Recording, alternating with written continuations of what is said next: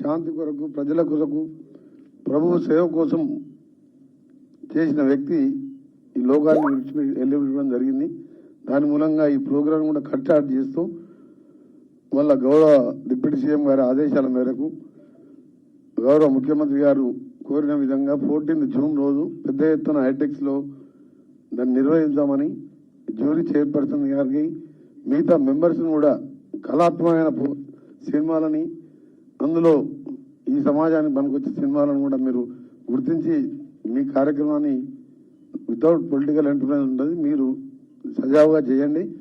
2011 తర్వాత మొట్టమొదటిసారి తెలంగాణ రాష్ట్రంలో ఈ అవార్డు కార్యక్రమం గద్దర్ గారి పేరు మీద ఏర్పాటు చేసుకోవడం చాలా సంతోషకరం. గద్దర్ అంటే ఒక మామూలు వ్యక్తి కాదు, ఆయన ఒక శక్తి. అట్టడు ప్రజల నుంచి తెలంగాణ ఉద్యమం వరకు పేద ప్రజల కోసం పోరాటం చేసిన వ్యక్తి కాబట్టి ఎవరన్నీ విమర్శలు చిన్న చిన్నవి వచ్చినా వారి పేరు మీద నెలకొల్పాలని ఒక నిర్ణయం తీసుకున్నాం మేము. అందుకనే గౌరవ డిప్యూటీ సీఎం గారు ప్రత్యేక సార్లు ఎన్నో మీటింగ్ పెట్టి ఈ కార్యక్రమాన్ని ముందుకు తీసుకుపోతున్నాం.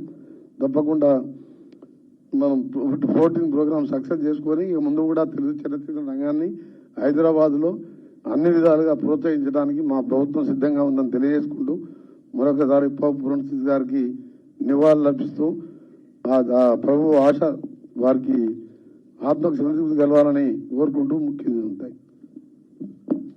ఇప్పుడు విక్రమార్క సార్ని మాట్లాడవలసిందిగా కోరుతున్నాను.